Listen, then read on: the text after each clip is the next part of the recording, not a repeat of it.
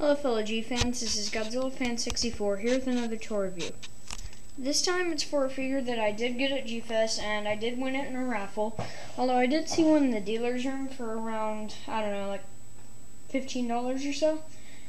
By the way, I haven't done a review in a long time because I've actually been working on a project and I still am working on it, but I just decided to do this while I still can. So, here's the figure. It's actually the Bandai Mothra. Yeah, she's pretty low. Better adjust that.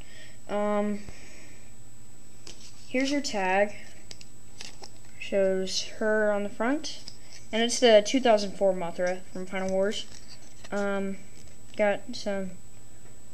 Oh no, this is the one from Tokyo SOS. Got a picture of her fighting Godzilla. The back just shows that. Okay. Anyway, onto the figure. Well, start off with detail. Surprisingly, usually I start off with articulation, but what the heck. This figure actually has really nice detail. You got like bits of fur here. The wings are really, really nicely done. Underside, that spot there isn't painted for some reason, but it is etched in there, so I guess if you wanted to custom paint it, you could. Same with right here, the red isn't painted on. Kind of sucks. Well, actually, my only real major complaint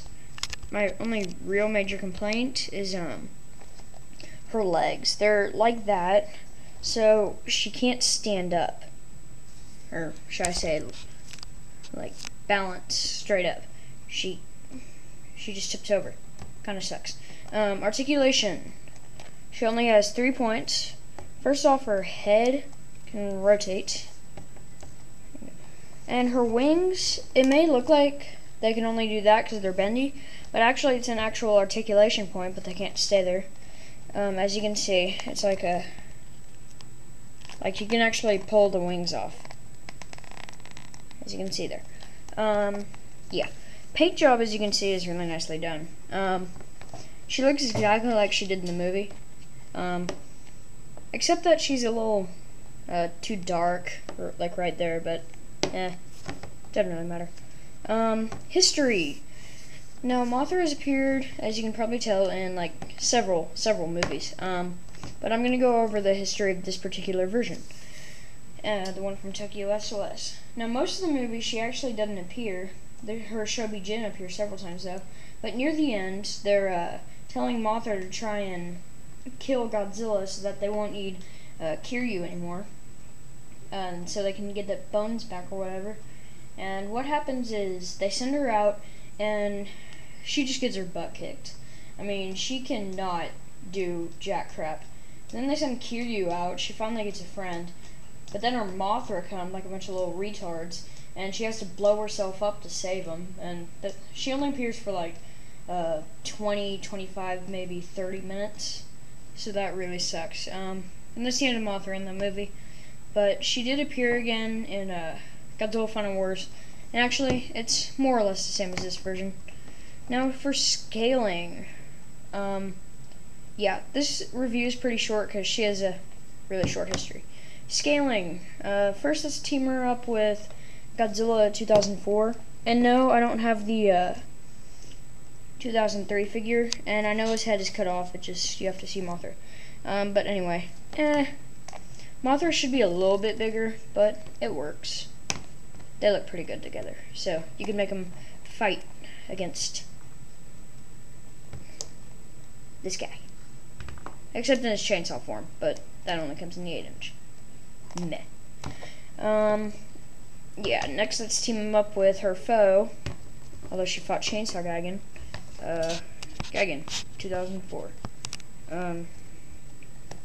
As you can see, again, she should be a little figure. It's like that with most figures. But in the end, it works. Like if you wanted to do a stop motion, you could make her just fly right through him like in the movie. But you gotta get the theater exclusive 2004 version, Fire Mothra. But in the end, it works. Now let's team her up with Cretaceous Ghidorah. This actually works really well. Like, you can make her land right there and just lift her. Yeah. So yeah, for final thoughts, this is actually a pretty nice figure. Again, it's a short review because she has a really short history, but in the end, it's a really nice figure. I really highly recommend it for any Mothra fan, but if you want to know more about her, just watch some of her movies. It's not that hard because most of her movies she ends up getting killed anyway. But yeah, as I was saying, yeah, this figure isn't the rarest.